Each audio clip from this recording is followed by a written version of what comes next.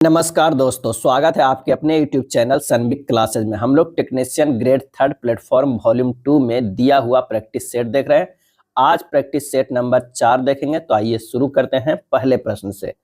पहला प्रश्न है कि भारत में पहली यात्री रेलगाड़ी कब चली थी? पहली यात्री रेलगाड़ी कब चली थी? तो ये चली थी 16 अप्रैल 1853 ईस्वी में। कहाँ से? तो बॉम्बे से थाने के बीच। क्या है? बॉम्बे से थाने के बीच चली थी 34 किलोमीटर। कितने? 34 किलोमीटर।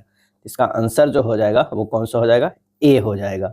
रेल इंजन का निर्माण किसने किया था? तो जॉर्ज स्टीफेंसन ने किया था। क्या है? जॉर्ज स्टीफेंसन ने किया था। लेकिन भाप इंजन का निर्माण जेम्स वाट ने किया था। क्या है? जेम्स वाट ने किया था। और 1925 ईस्वी में भारत में सर्वप्रथम विद्युतीकरण कार्य प्रारंभ किया गया था। और भारत का रेलवे नेटवर्क विश्व का चौथा सबसे बड़ा रेलवे नेटवर्क है। और भारतीय रेलवे बोर्ड आरआरबी का स्थापना कब हुआ है? भारतीय रेलवे बोर्ड की स्थापना तो 1905 में हुआ है। कब? 1905 में। गरीबी हटाओ किस राजनीतिक नेता का नारा था? गरीबी हटाओ। और इसका आंसर हो जाएगा ए, इंदिरा गांधी के। क्या है? इंदिरा गांधी का नारा था गरीबी हटाओ। गरीबी हटाओ देश बचाओ का नारा 1971 ईस्वी के आम चुनाव में इंदिरा गांधी ने दिया था। इस नारे का प्रयोग 5वीं पंचवर्षीय योजना में किया गया था। 5वीं पंचवर्षीय योजना में किया गया था, जिसमें निर्धनता उन्मूलन को योजना के प्रमुख उद्देश्य के रूप में स्वीकार किया गया था। अगला है, दिए गए विकल्पों में कौन सी संख्या निम्नलिखित श्रृंखला में प्रश्न चिन्ह के स्थान पर आ सकती है? यहाँ देखना है 12 खाली स्थान है, 82, 123, 168, 217 है। अब 82 से अगर 123 की बात करते हैं, ये प्लस 41 है। 123 से 168 जो गया है प्लस 45 है। 168 से 217 है जो प्लस 49 है, यानी प्लस 4 है। यानी इससे अगर हम ये रहते तो कितना होता? प्लस 37 रहता। और इससे ये रहता तो कितना? प्लस 33 रहता। यानी 12 और 33 कितना हो जाएगा? यहाँ पर आंसर आ जाएगा 45। सही आंसर हो जाएगा ऑप्शन डी हो जाएगा। एक निश्चित कूट भाषा में पैकेट को 62 लिखा जाता है और पोस्ट को 74 लिखा जाता है, फेयर को 38 लिखा जाता है। उसी कूट भाषा में पीपुल को कैसे लिखा जाएगा? तो यहाँ देखना है कि क्या किया गया है। तो स्थानीय मान के योग के अक्षरों की संख्या जोड़ते हैं। क्या होता है? PACKET। पी का मान कितना होता है? 16, ए का 1, सी का 3, के का 11 होता है, ई का 5 होता है, टी का 20 होता है। टोटल आ गया 56, लेकिन दिया कितना है? 62। तो 62 में अगर हम 6 और जोड़ेंगे तो हो जाएगा 6। क्या है? ये 6 लेटर है, यही जोड़ देते हैं, 6 हो गया 62। चलिए पोस्ट में जोड़ कर देख लेते हैं। POST, पी का 16, ओ के 15, एस के 19, टी के 20। टोटल कितना हो गया? 70। 70 में 4 जोड़ते हैं तो 74 आ रहा है। यानी यही लेटर को जोड़ा गया है 4 को, किसी में 6। तो अब निकालना क्या है? पीपुल को, PEOPLE। हमें पैटर्न पता चल गया, बस पीपुल को निकाल देना है। तो ये हो जाएगा 16 plus 5 plus 15 plus 16 plus L का 12 होता है, ई का 5 होता है, टोटल 69 हो गया। और इसमें से कितने लेटर है? 6 है। 6 जोड़ देंगे तो ये हो जाएगा 75। आंसर हमारा कौन सा हो जाएगा? ए आ जाएगा 75। चलिए 5वां नंबर प्रश्न क्या करा? यदि ए का अर्थ भागा बी का अर्थ गुना सी का अर्थ प्लस और डी का अर्थ माइनस है, तो निम्नलिखित समीकरण में से प्रश्न चिन्ह का जो है के स्थान पे क्या आएगा? प्रश्न चिन्ह के स्थान पर क्या आएगा? बस हमें मान रख देना है। क्या हो जाएगा? ये हो जाएगा 13 प्लस 27 भाग 3 गुना 8 माइनस 12। जब इसे सोल्व करेंगे तो कितना आ जा रहा है? 73 आ रहा है। आंसर हमारा जो हो रहा है सी हो जा रहा है। नीचे 4 युग्म दिए गए हैं, जिनमें से 3 किसी प्रकार समान है और एक भिन्न है। उस संख्या युग्म को चुनना है। तो 2 8 है, अगर 2 के क्यूब करेंगे तो 8 हो जा रहा है। 3 के क्यूब करेंगे तो क्या हो जाएगा? 3 के स्क्वायर करेंगे तब 9 हो जा रहा है। 8 के 512, 8 के क्यूब करते हैं तो 512 हो जा रहा है। 9 के क्यूब करते हैं तो कितना हो जा रहा है? 729। यानी हमें जो है वो 3 9 में ही भिन्न है, क्योंकि इसमें स्क्वायर करने पर 9 आता है, जबकि सब में कॉन्सेप्ट जो है वो क्यूब का है। दी गई आकृति के उस सही दर्पण प्रतिबिंब को चुनिए जो नीचे दर्शाए गए अनुसार दर्पण को MN पर रखने पर बनेगा। यहाँ पर जो आंसर हो जाएगा वो क्या हो जाएगा? ए हो जाएगा। क्या है? ए हो जाएगा। एक व्यक्ति बस में खड़ा है, जब बस अचानक आगे बढ़ने लगती है तो क्या प्रभाव होता है? तो व्यक्ति जो है वो क्या हो जाता है, पीछे की ओर बढ़ जाता है, यानी पीछे की ओर झुक जाता है, आगे की ओर झुकेगा नहीं, पीछे की ओर, जब बस एकाएक चलने लगती है तब। और ये किसके कारण होता है, तो वो न्यूटन्स के फर्स्ट लॉ के कारण होता है। क्या है, फर्स्ट लॉ के कारण होता है। एक व्यक्ति बस में खड़ा है, जब बस अचानक आगे बढ़ने लगती है तो व्यक्ति पीछे की ओर जो है वो बढ़ता है, और ये जड़त्व के नियम के अनुसार होता है। जड़त्व किसी वस्तु का वह गुण है जिसके कारण कोई वस्तु अपनी अवस्था को कायम रखने के लिए चेष्टा करता है, और किसी वस्तु का जड़त्व केवल उसके द्रव्यमान पर निर्भर करता है। चलिए अगले प्रश्न पे चलते हैं। एक अवतल दर्पण पानी में रखा जाता है, दर्पण की फोकस दूरी में क्या परिवर्तन होना चाहिए? आंसर हो जाएगा वही रहता है। क्या है, वही रहता है। अवतल दर्पण की फोकस लंबाई माध्यम की प्रकृति पर निर्भर नहीं करती है, अतः दर्पण की पानी में रखने पर उसकी फोकस दूरी जो है वही रह जाएगा। आंसर हो जाएगा सी। निम्नलिखित में सत्य कथन कौन सा है? इनमें से बताना है सत्य कथन कौन सा है। तो हर्ष जो है फ्रीक्वेंसी मापने की इकाई है, बिल्कुल सही है। बेल वातावरणीय दबाव मापने की इकाई है, ये गलत है। केल्विन तापक्रम मापने की इकाई है, सही है। बेवर चुंबकीय फ्लक्स मापने की इकाई है, बिल्कुल सही है। बेल जो है ध्वनि की तीव्रता का मात्रक है। 1 डेसिबल बराबर जो होता है 1/10 बेल होता है। क्या है, 1/10 बेल होता है। बंद पथ बनाने वाली चुंबकीय रेखाओं को क्या नाम है? जो बंद पथ बनाता है उसे क्या नाम है? आंसर हो जाएगा चुंबकीय प्रेरण रेखाएं। क्या है, चुंबकीय प्रेरण रेखाएं। नेक्स्ट देखते हैं, माइक्रोवेव ओवन के कार्य करने में क्या शामिल होता है? सही जवाब होता है ए, पदार्थ द्वारा सूक्ष्म तरंगों का अवशोषण। पदार्थ द्वारा सूक्ष्म तरंगों का अवशोषण। सूक्ष्म या माइक्रो तरंग के स्रोत विशेष प्रकार की इलेक्ट्रॉन नलिकाओं जैसे मैग्नेट्रॉन तथा क्लाइस्ट्रॉन है। सूक्ष्म या माइक्रो तरंग का उपयोग कृत्रिम भू उपग्रह के द्वारा संचार प्रणाली में, रडार संचार में, टेलीविजन संचार में एवं माइक्रो ओवन में प्रयोग किया जाता है। अगला है, एक अंतरिक्ष यान से गिराई गई एक गेंद 120 किलोमीटर की ऊंचाई पर पृथ्वी के चारों ओर घूम रही है, गेंद का क्या होगा?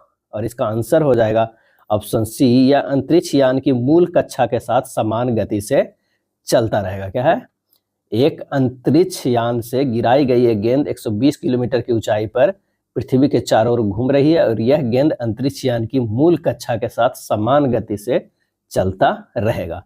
गेंद पर कोई बाह्य बल आघूर नहीं लग रहा है, जिसके कारण गेंद अंतरिक्ष यान की मूल कक्षा के साथ समान कोणीय वेग के साथ चलेगी, और पृथ्वी के चारों ओर किसी भी वस्तु का कक्षीय वेग जो होता है v नोट कितना होता है, √gr होता है। अर्थात कितना होता है, ये होता है 7.98 किलोमीटर पर सेकेंड होता है। नेक्स्ट प्रश्न है, किसी परिपथ से किस प्रकार की धारा प्रवाहित होती है?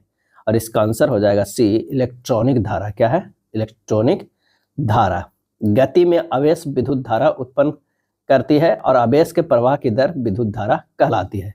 I बराबर जो फार्मूला होता है Q/T। Q क्या है, ये जो है वो आवेश है, और T जो है वो समय है। विद्युत धारा जो है अदिश राशि होता है। नेक्स्ट है, ट्रांसफार्मर का कोर बनाने के लिए आमतौर पर निम्नलिखित में किसका उपयोग किया जाता है? और इसका सही आंसर हो जाएगा सी, नरम लोहा का। किसका, नरम लोहा का उपयोग किया जाता है।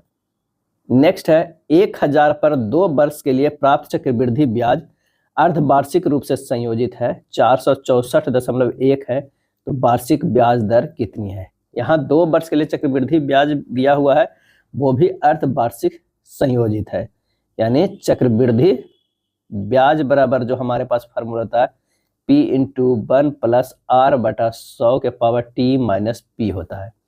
दिया हुआ है 464.1, P वाला इधर ले आते हैं, बराबर कितना है, प्लस में आते हैं, प्लस क्या हो जाएगा 1000, बराबर हो जाएगा 1000 गुना 1 + R/100। अर्धवार्षिक है 2 वर्ष के, तो ये 4 वर्ष हो जाएगा। 6 महीना का कितना, 4 टर्म हो जाएगा, तो 4 हो जाएगा।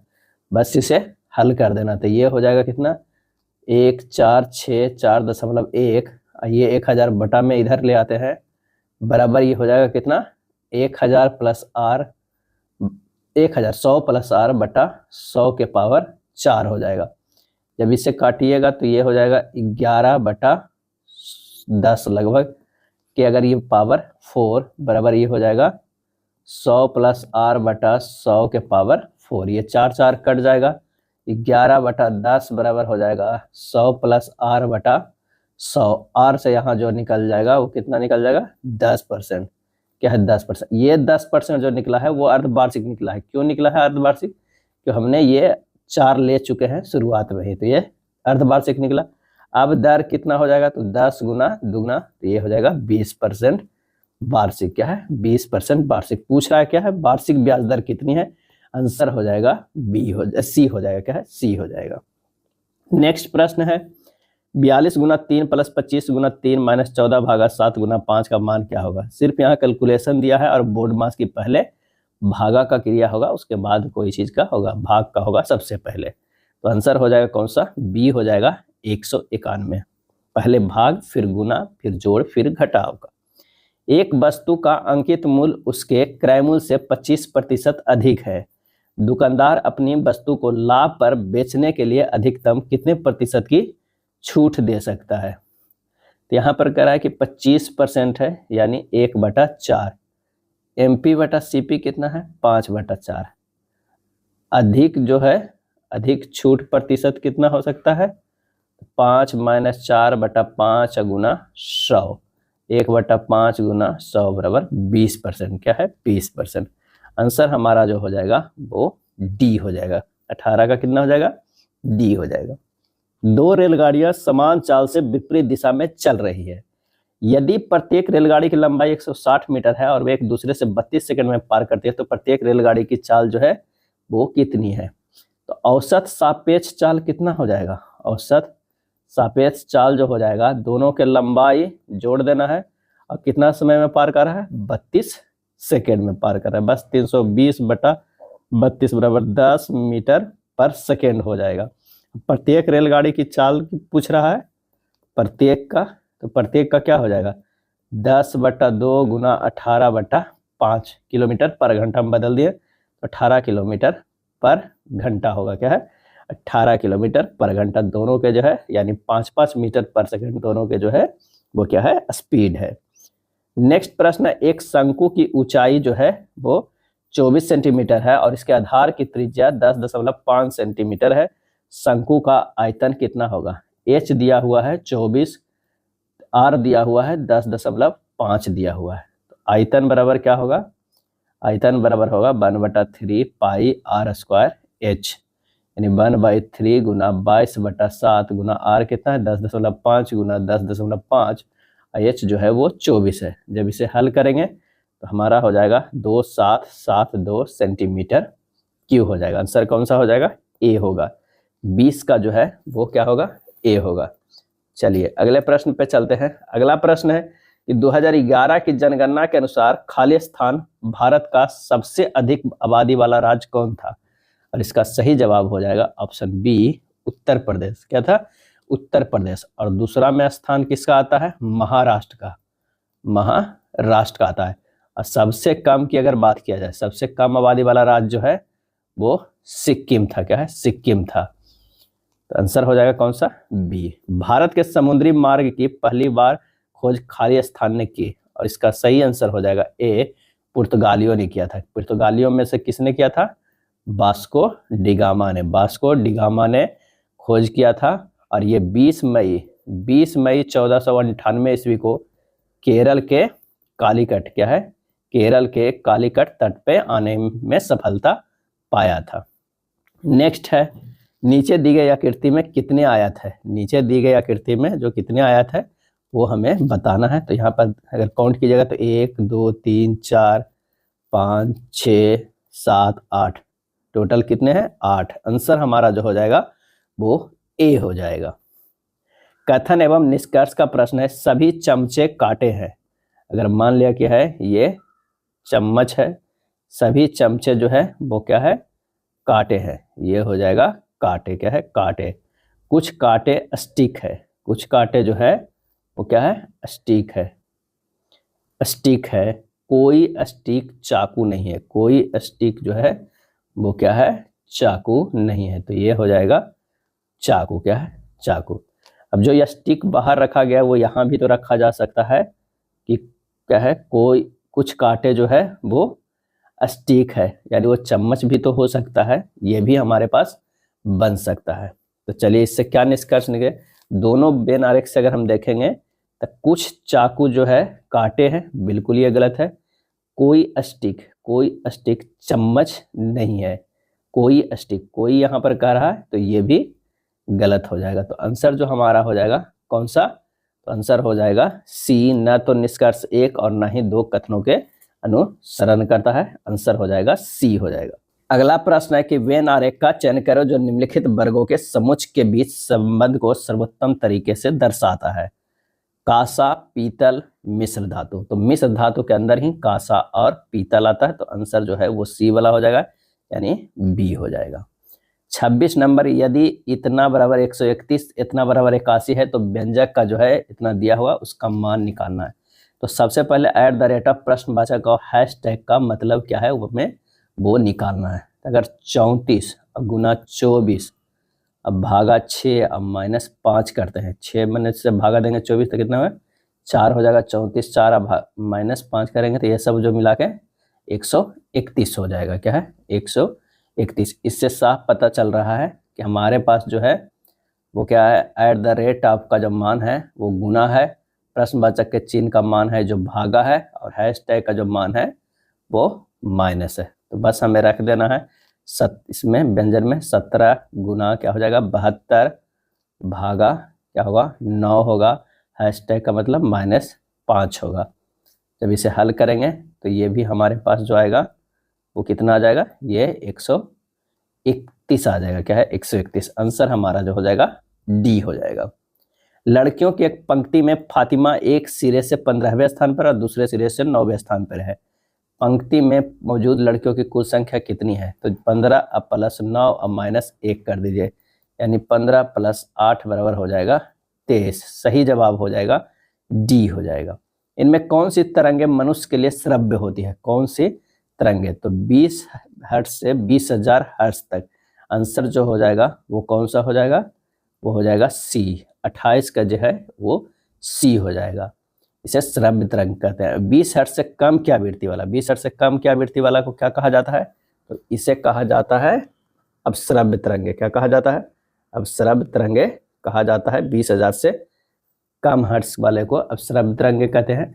अब 20,000 हर्ट्ज से अधिक आवृत्ति ध्वनि को जो कहा जाता है वो क्या कहा जाता है, प्राश्रव्य। क्या है, प्राश्रव्य तरंगे कहा जाता है, प्राश्रव्य तरंगे कहा जाता है। नेक्स्ट है, निम्नलिखित में कौन सा विकल्प सुमेलित नहीं है, बताना है कि कौन सा विकल्प सुमेलित नहीं है। इसका जो आंसर हो जाएगा साइक्लोट्रॉन छोटे परिमाण वाले चक्रवातों को मापना है, ये जो है वो सही नहीं। कंपास नेविगेशन के लिए प्रयोग किया जाता है, उत्तर दक्षिण दिशाओं में इंगित करता है, सही है। एक टीनोमीटर विकिरण की तीव्रता को मापता है, ये भी सही है।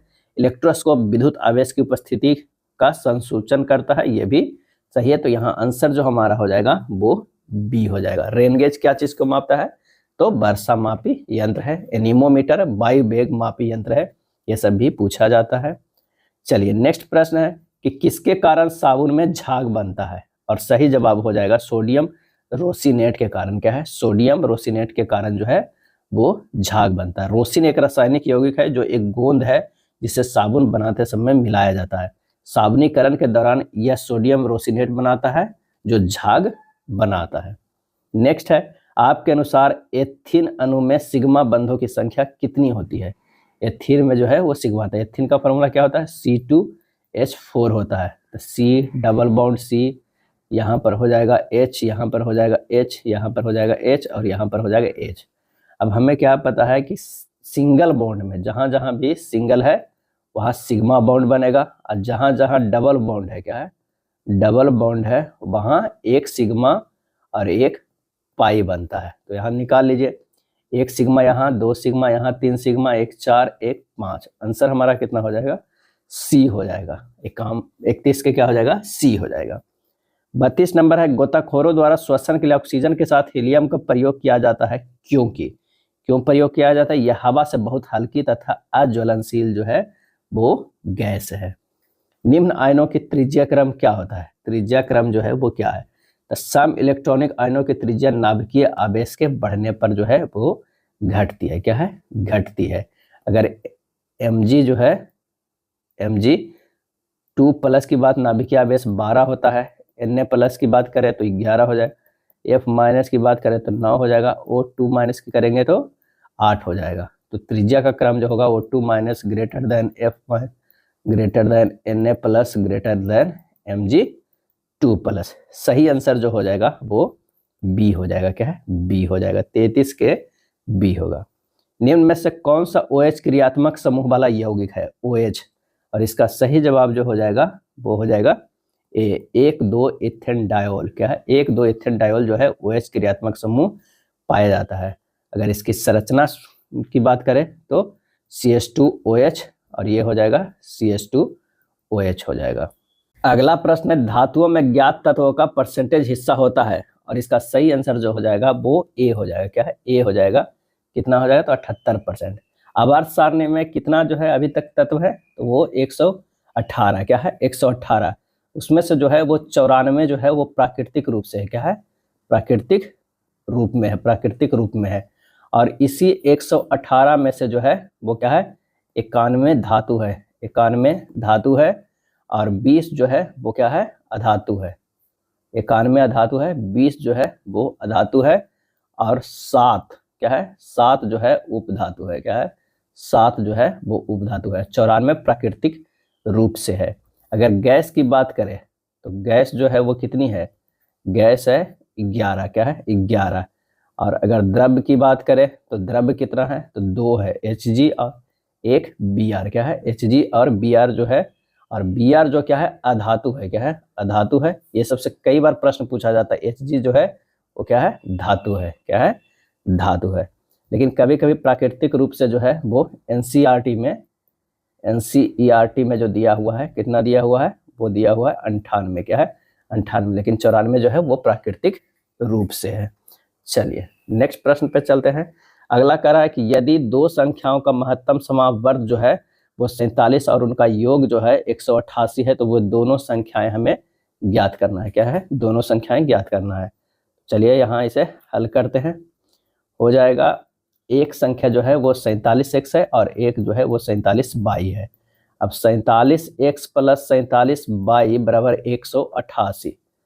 तो x प्लस y बराबर जो हो जाएगा 47 कॉमन लेके इधर कर देंगे तो भागा देंगे तो ये 4 से हो जाएगा। क्या? कट जाएगा। यानी x बराबर मान लेते हैं x बराबर 1 और y बराबर 3। तो कितना हो जाएगा? एक हो जाएगा 47 और एक हो जाएगा 47 गुना 3 यानी 141। यानी आंसर हमारा जो हो जाएगा सी हो जाएगा। सी 47 और 141 आंसर।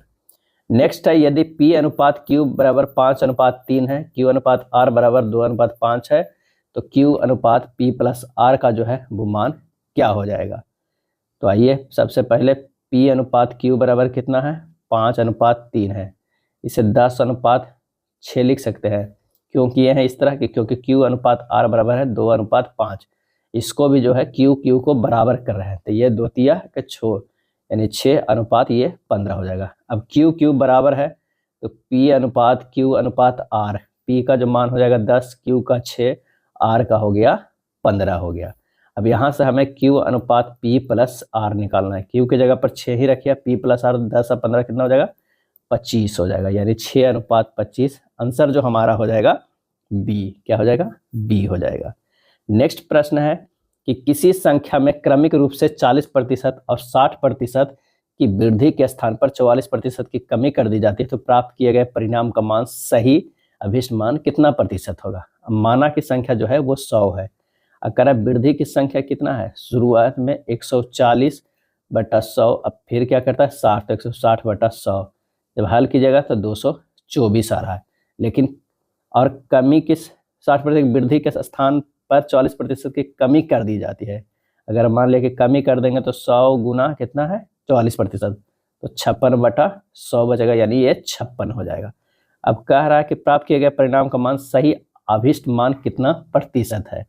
तो 56 आया है, कितना में वृद्धि करके तो 224 आया था, बस इसी पे निकालना है। ये कंफ्यूजन ना हो गया, 100 पे नहीं निकालना है, 224 पे। तो ये हो जाएगा कितना? 25%। आंसर हमारा कौन सा हो जाएगा? डी हो जाएगा। क्या है? डी हो जाएगा। एक परिवार में 9 बेटों की औसत आयु जो है वो 13 वर्ष है। माँ, पिता और बेटों की कुल औसत आयु 20 वर्ष है। यदि माँ पिता से 9 वर्ष छोटी है तो पिता की आयु जो है वो कितनी है, ये हमें निकालना है। तो माना कि पिता की आयु कितना है, पिता की आयु जो है वो x वर्ष है। क्या है, x वर्ष है। तो माँ की आयु जो हो जाएगा वो कितना हो जाएगा, x माइनस 9 वर्ष है। अब प्रश्न से कह रहा है कि 9 गुना 13 प्लस x माइनस 9 जो बराबर हो जाएगा 11 गुना 20 हो जाएगा। 117 प्लस x माइनस 9 बराबर हो जाएगा 220। तो 2x बराबर कितना हो जाएगा, 220 माइनस 108 हो जाएगा। x बराबर है 112/2 यानी 56 वर्ष। क्या है, 56 वर्ष। आंसर हो जाएगा सी। क्या है, सी हो जाएगा। अगर tan अल्फा बराबर 1/x है तो sin alpha plus cos alpha का मान क्या हो जाएगा, यानी tan अल्फा बराबर 1/x है तो कितना है, p/b है, जहां p बराबर जो है 1 है और b बराबर जो है वो x है। h बराबर क्या होगा, √1 के स्क्वायर प्लस x के स्क्वायर। अब मान रख देना है sin अल्फा यानी 1/√1 के स्क्वायर प्लस x के स्क्वायर हो जाएगा और प्लस x/√1 प्लस x के स्क्वायर हो जाएगा। जब इसे हल करेंगे तो ये हो जाएगा 1 प्लस x बटा √1 प्लस x स्क्वायर हो जाएगा। आंसर हमारा हो जाएगा बी हो जाएगा। प्रथम ICC T20 क्रिकेट विश्व कप का खिताब किस देश ने जीता था, और इसका सही आंसर हो जाएगा ए, भारत ने। प्रथम T20 विश्व कप कब हुआ था, तो 2007 में हुआ था, भारत ने जीता था और उस समय कप्तान जो था महेंद्र सिंह धोनी। और कहाँ हुआ था, ये दक्षिण अफ्रीका में आयोजित हुआ था और किसे हराकर जीता, तो पाकिस्तान को हराकर जीता था। नीति आयोग के पहले अध्यक्ष कौन थे, नीति आयोग के, और इसका आंसर हो जाएगा डी, नरेंद्र मोदी पहले अध्यक्ष थे। नीति आयोग कब से शुरू हुआ, 1 जनवरी 2015 से योजना आयोग के स्थान पर केंद्रीय मंत्रिमंडल के एक संकल्प पर नीति आयोग का गठन किया गया था। और नीति आयोग के अध्यक्ष भारत के प्रधानमंत्री होते थे और होते हैं, भारत के प्रधानमंत्री होते हैं नीति आयोग के अध्यक्ष। और जिस समय स्थापना हुआ नीति आयोग के उस समय भारत के प्रधानमंत्री श्री नरेंद्र मोदी थे। अगला प्रश्न है कथन एवं निष्कर्ष का, कि जिस मरीज को पिछली रात इमरजेंसी में लाया गया था वह बच गया होता यदि उसकी सर्जरी कुछ समय पहले हो जाती। ये कथन है। निष्कर्ष में क्या कह रहा है, तो जीवित रखने के लिए सर्जरी ही एकमात्र विकल्प था, मरीज को विलंब से अस्पताल लाया गया था। और इसका सही आंसर जो हो जाएगा, केवल निष्कर्ष एक पालन का होता है। क्या होता है, एक होता है कि वह बच गया होता यदि उसकी सर्जरी कुछ समय पहले हो जाती। तो जीवित रखने के लिए सर्जरी ही एकमात्र जो है वो विकल्प है। आंसर बी हो जाएगा। 44 नंबर प्रश्न है कि 4 संगीतक वाद्य यंत्र सूचीबद्ध किए गए, इनमें से 3 किसी तरह से संगत है, एक असंगत है। असंगत का जो है हमें चयन करना है, तो वो है पियानो। क्यों पियानो है भाई, तो पियानो इसलिए है कि वायलिन, सितार और गिटार ये तीनों तार वाले वाद्य यंत्रों के अंतर्गत आते हैं, जबकि पियानो इलेक्ट्रॉनिक वाद्य यंत्रों के अंतर्गत आते हैं। जॉन और जेनी उत्तर की ओर मुंह किए हुए एक बिंदु पर खड़े हैं। जॉन और जेनी, ठीक। जॉन सुबह जेनी से अलग होकर 15 मिनट में 3 किलोमीटर पश्चिम की ओर जो है वो चला। उसके बाद वह 25 मिनट में 4 किलोमीटर दक्षिण की ओर चला। जॉन से मिलने के लिए जेनी का न्यूनतम कितनी दूरी तय करनी होगी, तो कह रहा है कि 15 मिनट में जो है वो 3 किलोमीटर पश्चिम चला। पश्चिम, जॉन सुबह जेनी से अलग होकर पश्चिम चला 3 किलोमीटर और उसके बाद जो है वो 25 मिनट 4 किलोमीटर दक्षिण की ओर चला। ये हो जाएगा 4 किलोमीटर। अब जॉन से मिलने के लिए जेनी को न्यूनतम कितनी दूरी तय करना होता है, दूरी जो है वो डायगोनली तय करेगा तो न्यूनतम होगा। तो 3 और 4 है तो ट्रिपलेट के अनुसार ये क्या होगा, 5 हो जाएगा। आंसर हमारा हो जाएगा 45 के ए। क्या हो जाएगा, 45 के ए, 5 किलोमीटर। कथन है कि अधिकारी के पद पर नौकरी पाने के लिए स्नातक डिग्री होना आवश्यक है। धारणाएं, स्नातक की डिग्री के बिना किसी को भी नौकरी नहीं मिल सकती है। किसी भी अधिकारी के पास उच्चतर डिग्री नहीं है। और इसका सही आंसर हो जाएगा सी, ना तो धारणा 1 है ना ही 2 निहित है। क्यों, अधिकारी के पद के लिए स्नातक की डिग्री चाहिए, सभी प्रकार के नौकरी के लिए नहीं। तो यहाँ ये धारणा 1 गलत होगा, किसी भी अधिकारी के पास उच्चतर डिग्री नहीं है, ये भी कहना गलत है। तो आंसर हो जाएगा सी। चलिए 47 नंबर प्रश्न पे आते हैं। एक पुरुष के 5 पत्थर है, A B C D E, प्रत्येक पत्थर का वजन भी है, अलग है। अब निकालना है, ई का वजन ए से कम है, ई का जो वजन है वो ए से कम है, लेकिन सी से अधिक है, यानी सी से जो है वो अधिक है। ए डी और बी से भारी है, ए जो है वो डी और बी से भारी है। चलो ये तो भारी है, डी और बी से भारी है, बी डी से भारी है, बी डी से भारी। यदि बी तथा ई के वजन क्रमशः 120 तथा 155 ग्राम है, 120 ग्राम और तथा 155 ग्राम है, तो दिए गए विकल्पों में से सी का संभावित वजन कितना हो सकता है। कह रहा है कि बी तथा ई का वजन, बी का वजन कितना दे रहा है 120 ग्राम और ई का वजन है 155 ग्राम। दिए गए विकल्पों में से सी का संभावित वजन कितना हो सकता है, 155 से कम होगा, यानी ये दोनों तो कैंसिल हो गया, ये भी कैंसिल हो गया, हो जाएगा 152 ग्राम। आंसर जो हमारा हो जाएगा डी होगा। कौन सा खनिज गुर्दे की पथरी के निर्माण में शामिल नहीं है, गुर्दे के पथरी के निर्माण में जो है वो शामिल नहीं है, और इसका आंसर जो हो जाएगा वो हो जाएगा B, calcium carbonate, calcium carbonate. अगला है हैबर प्रक्रिया में प्रयुक्त उत्प्रेरक की पहचान करें, और इसका सही आंसर हो जाएगा बारीक विभाजित मोलिब्डेनम। क्या है, बारीक जो है छोटा छोटा कटिंग में है, विभाजित है, मोलिब्डेनम। क्या है, मोलिब्डेनम। नेक्स्ट है निम्नलिखित में कौन सा सोडियम हाइड्रोक्साइड तैयार करने की एक विधि है, और इसका सही जवाब होगा बी, कौष्टिकीकरण प्रक्रिया। क्या है, कौष्टिकीकरण प्रक्रिया। इनमें से कौन सा एक ताम्र अयस्क है, क्या है, ताम्र अयस्क है। आंसर हो जाएगा सी, मैलाकाइट। क्या है, मैलाकाइट। अगर ताम्र अयस्क की बात करें तो कौन कौन होता है, एक तो होता है कैल्कोपाइराइट। क्या है, कैल्कोपाइराइट, फार्मूला CuFeS2 होता है। एक जो है वो कैल्कोसाइट होता है। क्या है, कैल्को जो है वो साइट होता है, इसका फार्मूला Cu2S होता है। एक होता है क्यूप्राइट। क्या है, क्यूप्राइट, इसका जो फार्मूला होता है Cu2O होता है। एक है जो है जो ऑप्शन में है मैलेकाइट। क्या है, मैलेकाइट, इसका जो फार्मूला होता है CuCO3 इंटू CuOH के होल ट्वाइस होता है। एक होता है एजुराइट। क्या है, एजुराइट, इसका फार्मूला होता है 2CuCO3 इंटू CuOH के होल ट्वाइस होता है। क्या है, होल थ्राइस ने होल ट्वाइस होता है। तो आंसर कौन सा हो जाएगा, मैलाकाइट। संक्षारण एवं जंग लगने से बचाने के लिए लोहे पर किए जाने वाले विद्युतीय लेपन में किस धातु का जो है उपयोग किया जाता है, और इसका सही आंसर जो हो जाएगा वो कौन सा हो जाएगा, तो वो हो जाएगा बी, जस्ता का। क्या है, जस्ता का, यानी जेडेन का किया जाता है। मनुष्य के हृदय में गति निर्धारक अर्थात हृदय स्पंदन को प्रारंभ करने वाली संरचना कौन सा है, तो वह है SA घुंडी। क्या है, SA घुंडी, जिसे SA नोड भी कहा जाता है। लाइसोसोम के संबंध में कौन सा कथन गलत है, कौन सा कथन गलत है, तो लाइसोसोम एंजाइम एक निश्चित pH पर सक्रिय होते हैं, ये कथन गलत है। वह एक ही झिल्ली से बंधे होते हैं, सही है। उनमें हाइड्रोलाइटिक एंजाइम होते हैं, सही है। इसे आत्महत्या की थैली भी कहते हैं, सही है। आंसर हमारा जो हो जाएगा वो सी हो जाएगा। लाइसोसोम की खोज किसने की है, तो डी, डूबे ने की है। क्या है, डी, डूबे ने की है। लिनियस ने जीवों को कितने प्रकारों में वर्गीकृत किया है, आंसर हो जाएगा बी, प्लांटे और एनिमिलिया में। क्या है, प्लांटे और एनिमिलिया में वर्गीकृत किया है। कैरोलिस लिनियस ने जीवों को प्लांटे और एनिमिलिया में वर्गीकृत किया है। और विटकर ने 5 जगत वर्गीकरण किया है। कौन कौन, मोनेरा, प्रोटिस्टा, फंगी, प्लांटे और एनिमिलिया में। अगला है, यदि एक श्रेणी का बहुलक उसके माध्य से 9 अधिक है तो उसके बहुलक और माध्यिका का अंतर हमें ज्ञात करना है।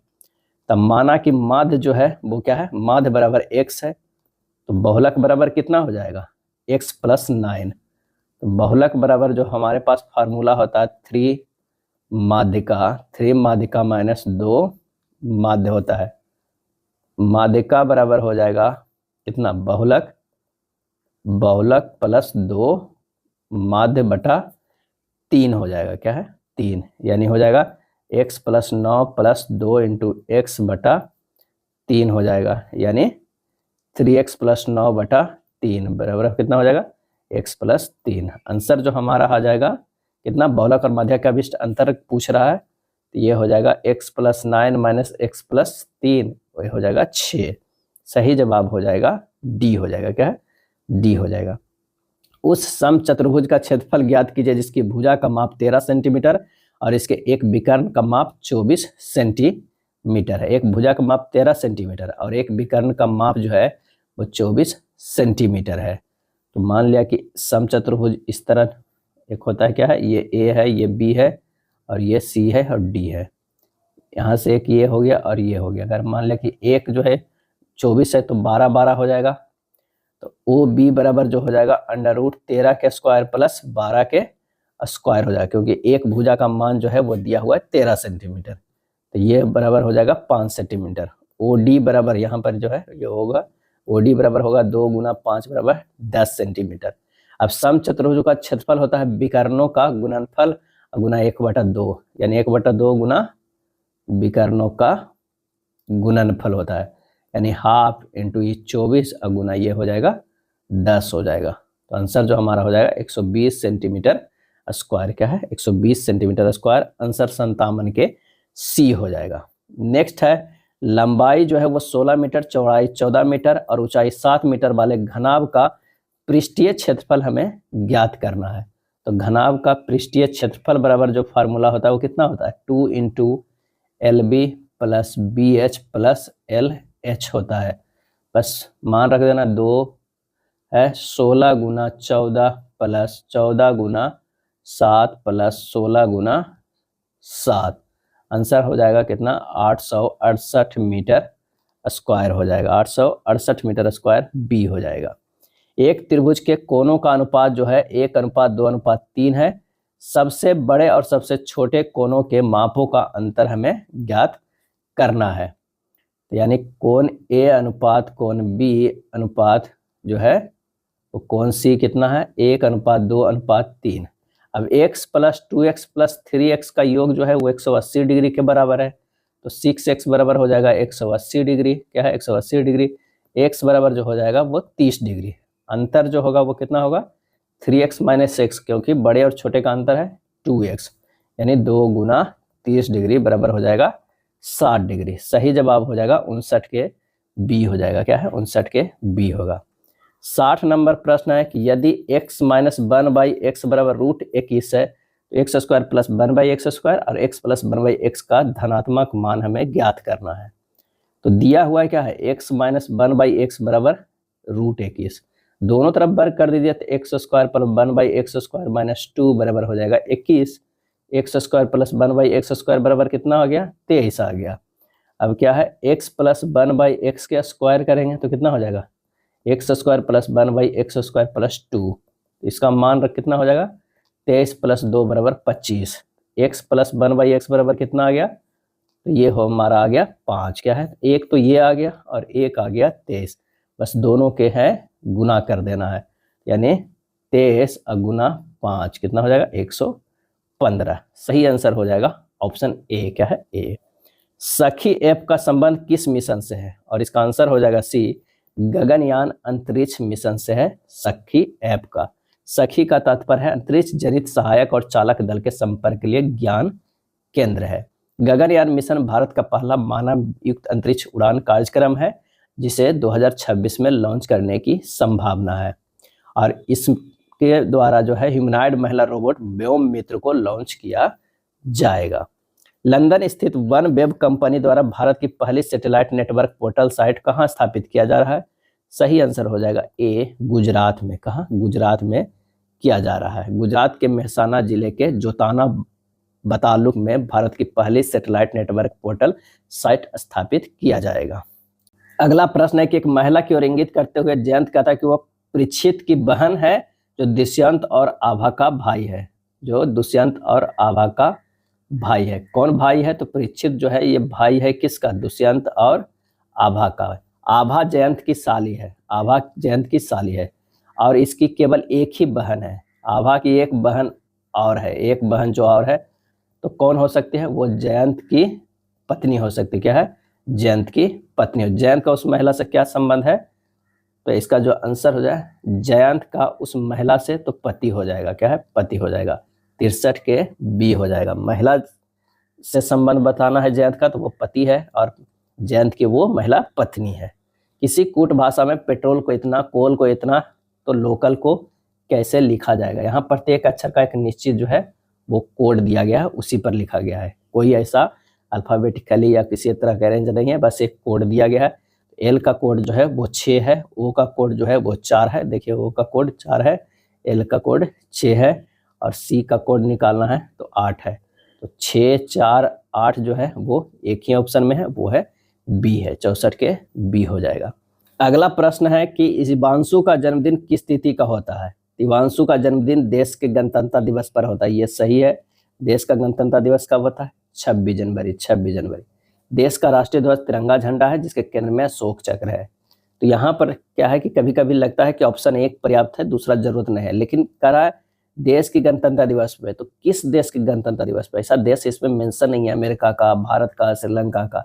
लेकिन जब कह रहा है कि देश का राष्ट्रीय ध्वज तिरंगा झंडा है जिसमें केंद्र में अशोक चक्र है, तो सिर्फ एक ही देश आता है, वो है भारत, यानी हो जाएगा 26 जनवरी। तो कथन 1 और 2 दोनों एक साथ ही पर्याप्त होगा। सिर्फ एक रहेगा तो किस देश का गणतंत्र दिवस ये पता नहीं चल पाएगा। आंसर हो जाएगा हमारा बी होगा। 8 लड़के हैं जो एक पंक्ति में दक्षिण की ओर मुख करके बैठे हुए हैं। किधर? दक्षिण की ओर जो है वो मुख करके बैठे हुए हैं। अब कह रहा है कि ए और एच पंक्ति के अंतिम छोर पे है। अगर मान लिया कि ए यहाँ बैठा हुआ है, एच जो है वो यहाँ बैठा हुआ है। ई और एफ बी के निकटतम पड़ोसी है।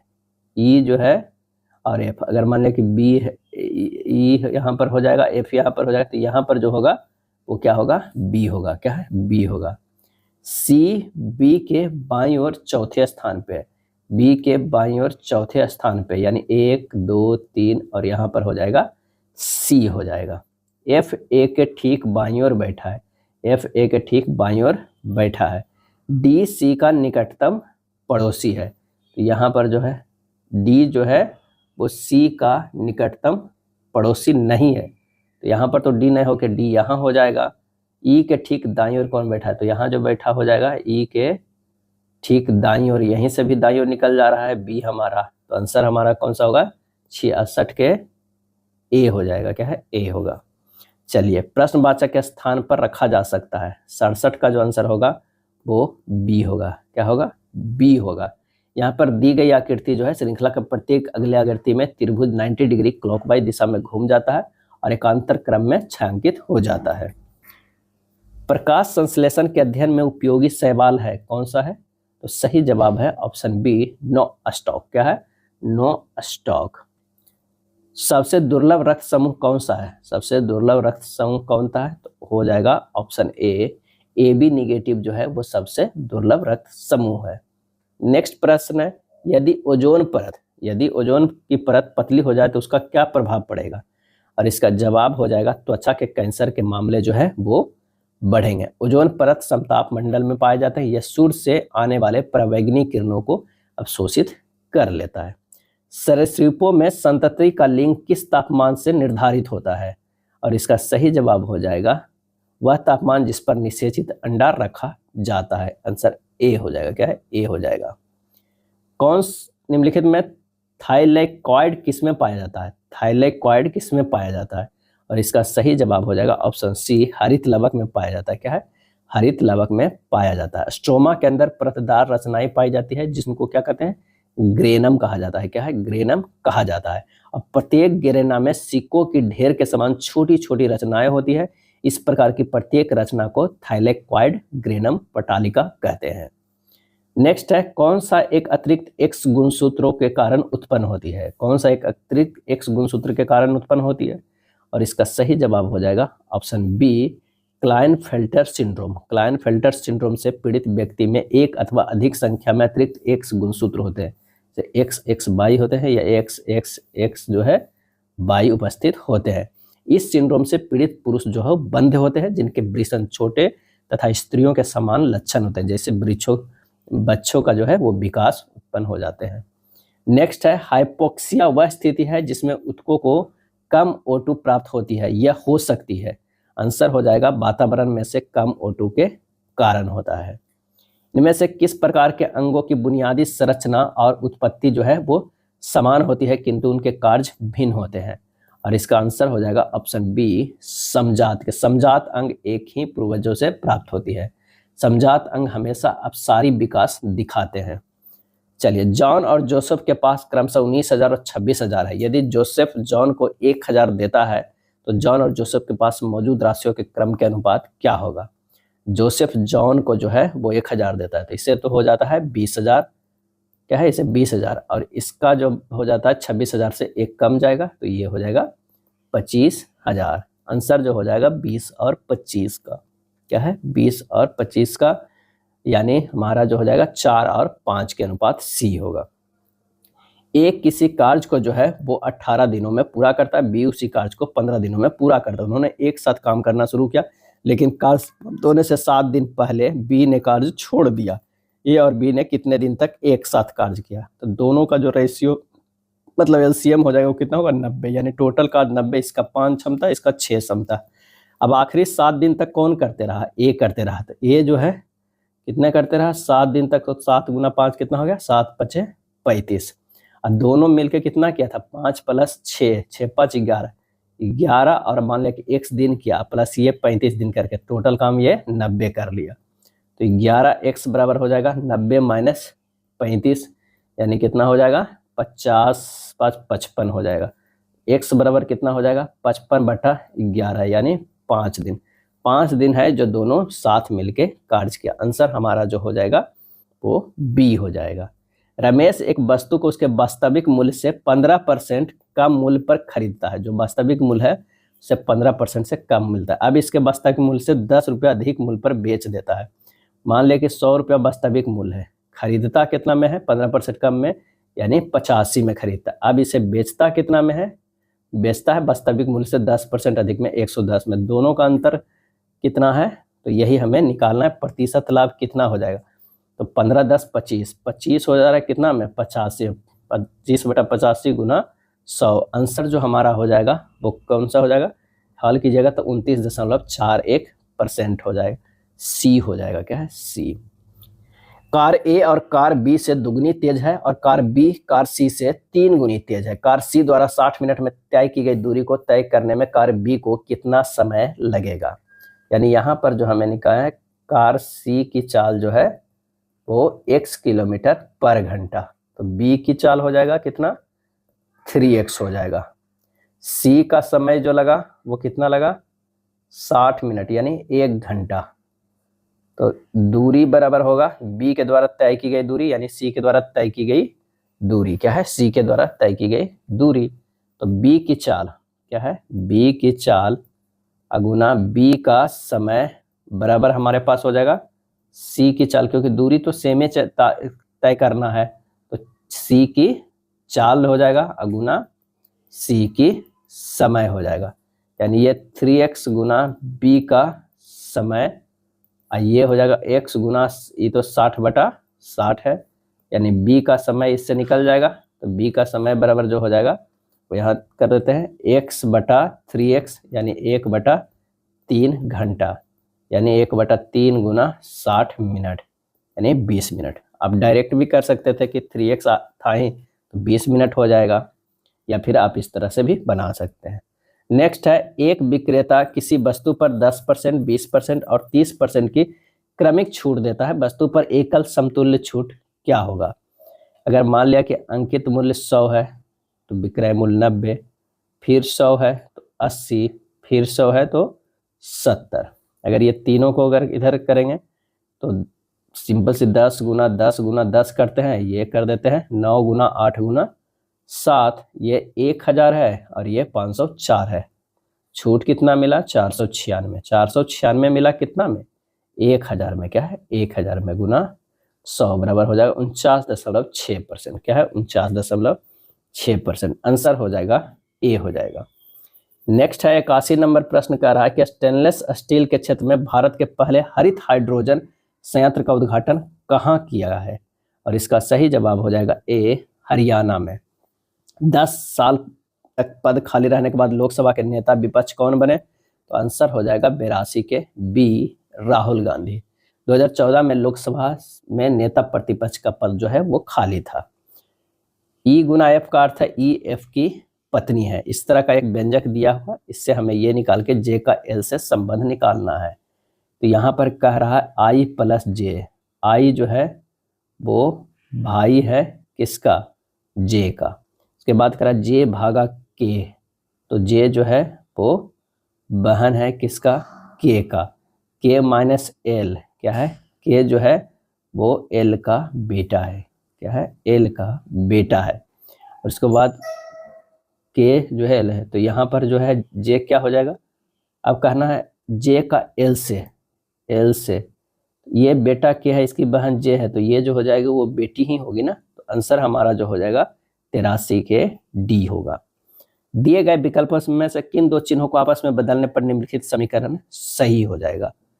तो अगर हम गुना और भागा को बदल देते हैं तो हमारा समीकरण आ जाएगा 14 - 21 भागा 7 प्लस 3 गुना 6 हो जाएगा। क्या है, क्योंकि भागा 6 तो गुना 6, तो ये हमारा जो है वो 29 आ जाएगा, जो कि 29 के बराबर है। आंसर हमारा बी हो जाएगा।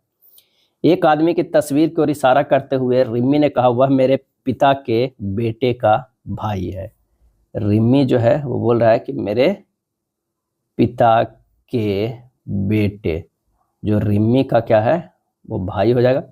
पिता, वह मेरे पिता के बेटे का भाई है। कोई और भी जो है वो भाई है, वो क्या है, आदमी। तो रिम्मी का एक तो ये भाई लगा और ये भी जो है वो भाई ही लगेगा। आंसर हमारा हो जाएगा 85 के डी। चलिए, कथन एवं निष्कर्ष का है, सभी साइकिल पहिए हैं। अगर ये मान लिया कि साइकिल है तो कह रहे सभी साइकिल क्या है, पहिए है, ये हो जाएगा पहिए। कुछ पहिए रबड़ है, कुछ पहिए जो है वो रबर है। क्या है, रबर है। कोई रबर प्लास्टिक नहीं है, ये हो जाएगा प्लास्टिक। क्या है, प्लास्टिक। कुछ पहिए साइकिल है, कुछ पहिए जो है वो साइकिल है, सही है। कुछ पहिए प्लास्टिक है, ये गलत है। आंसर हमारा जो हो जाएगा ए हो जाएगा। केवल निष्कर्ष एक जो है वो अनुसरण करता है। दिए गए विकल्पों में से संबंधित अक्षरों का जो है वो चयन करना है। ए जो है, ए से क्या गया है, भी गया है, तो ये -5 है। और जेड से यू गया है, ये भी -5 किया गया है। और सी से एक्स किया गया -5, सब में -5 किया गया। एस यू एस के -5 करेंगे तो हमारे पास क्या हो जाएगा, एन होगा। यू से -5 करेंगे तो क्या हो जाएगा, पी हो जाएगा। और एस से -5 करेंगे तो एन हो जाएगा, एन पी एन। आंसर हमारा हो जाएगा ए। अल्फा एमाइलेज नामक एंजाइम मानव शरीर में खाली स्थान में मौजूद होता है। सही जवाब हो जाएगा डी, लार में मौजूद होता है। लार ग्रंथि से टॉयलिन एंजाइम जो है स्रावित होता है, जिसका पीएच मान जो है 6.2 से लेकर 7.6 के बीच होता है। कौन सा ग्रेगर मेंडल के वंशानुगति सिद्धांत के अंतर्गत नहीं आता है। आंसर हो जाएगा डी, बायोमिक्स का सिद्धांत। क्या है, बायोमिक्स का सिद्धांत। मेंडल की आनुवंशिकी का जनक भी कहा जाता है। पृथ्वी के सतह से 3200 किलोमीटर की ऊंचाई पर गुरुत्वीय त्वरण का मान जो है वो क्या है। और इसका आंसर जो हो जाएगा 4.36 मीटर पर सेकेंड स्क्वायर है। ये आप डायरेक्ट भी याद कर सकते हैं और ये फार्मूला लगा सकते हैं। पृथ्वी की सतह से h ऊंचाई पर गुरुत्वीय त्वरण g डैश होता है, यानी g डैश बराबर g into 1 plus h by R के पावर -2, यानी g डैश बराबर हो जाएगा 9.8 गुना 1 प्लस 3200 बटा 6400 के पावर -2। तो g डैश बराबर हो जाएगा 9.8 गुना 1 प्लस 1 बटा 2 के पावर -2। ये हो जाएगा 9.8 गुना 9 बटा 4 के पावर -2। जी डैश बराबर हो जाएगा 9.8 गुना 4 ऊपर 9 इधर हो जाएगा, क्योंकि ये जो है वो -2 में है, तो ये ऊपर जाने पर इतना हो जाएगा। ये हो जाएगा कितना, 39.2 अब बटा कितना हो जाएगा, 40/2 बटा 9 हो जाएगा, यानी 4.355 यानी 4.36 मीटर। ये जो है 9/2 1 3 कितना स्क्वायर कैला के बाद जो होता है ये -1 हो जाएगा, यहाँ पर उलट जाएगा। तो हमारे पास जो आंसर आ जाएगा वो कितना आ गया है, 4.36 मीटर पर सेकेंड स्क्वायर। एक वस्तु जो है वो विरामावस्था एवं 8 मीटर पर सेकेंड स्क्वायर के त्वरण से गतिशील है। 1 सेकेंड में वस्तु द्वारा तय की गई दूरी क्या होगा।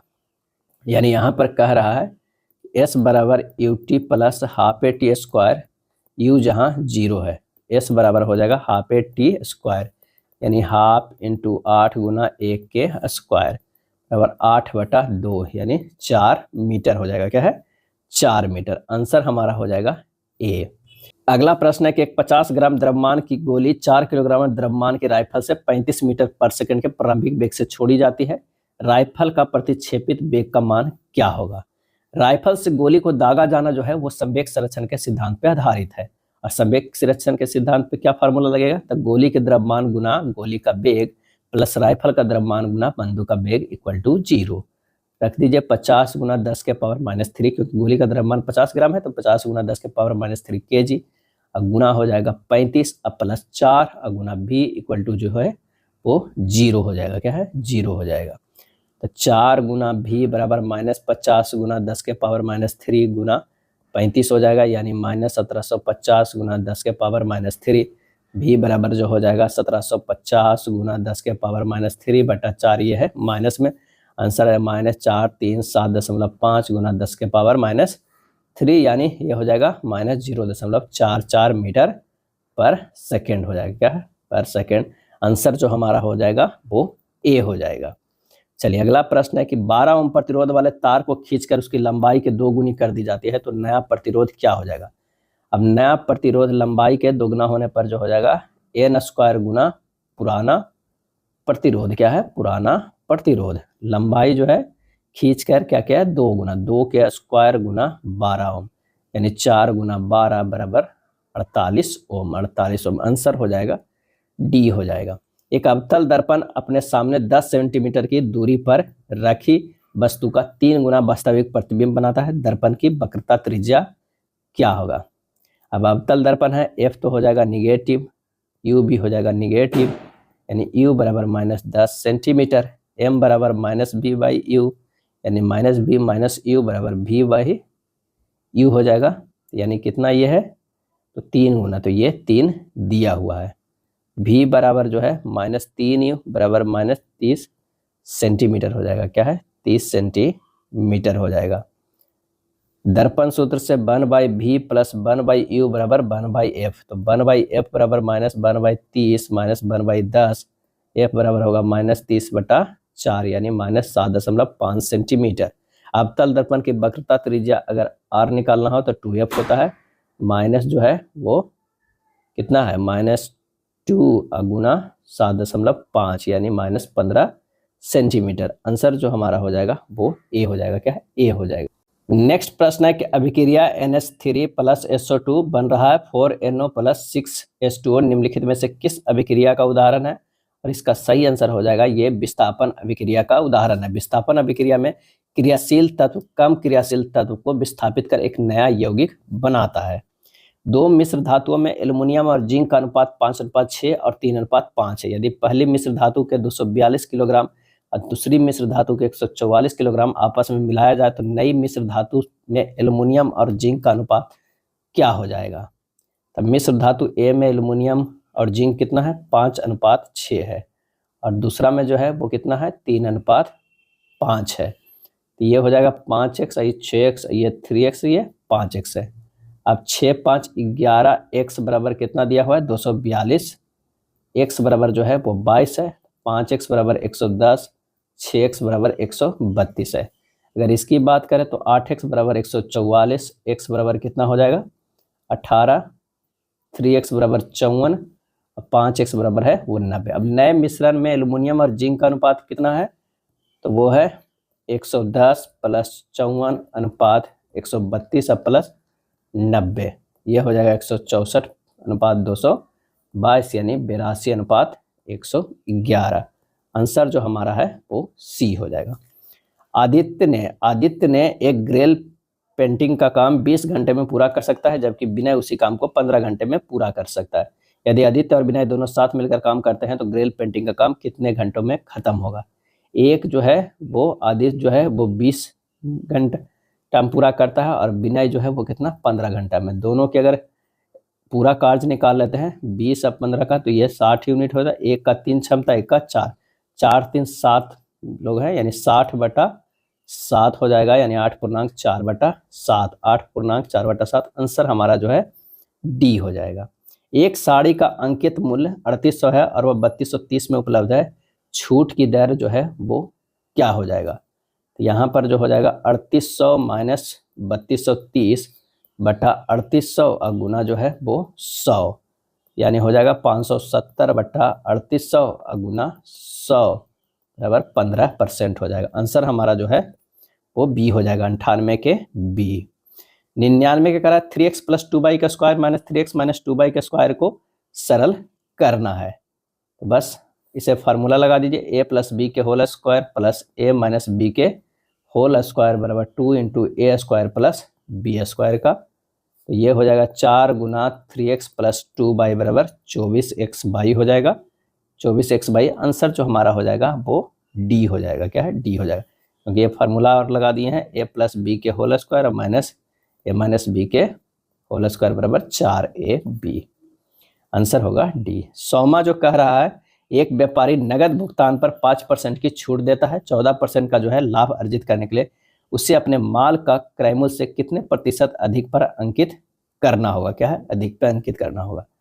अब सीपी जो है वो क्रय मूल्य जो है क्या हो जाएगा, क्रय मूल्य का सीपी अब बटा अंकित मूल्य का सीपी बराबर 100% माइनस छूट के परसेंट बटा 100% प्लस लाभ के परसेंट, यानी सीपी बटा एमपी बराबर 100 माइनस 5 बटा 100 प्लस 14।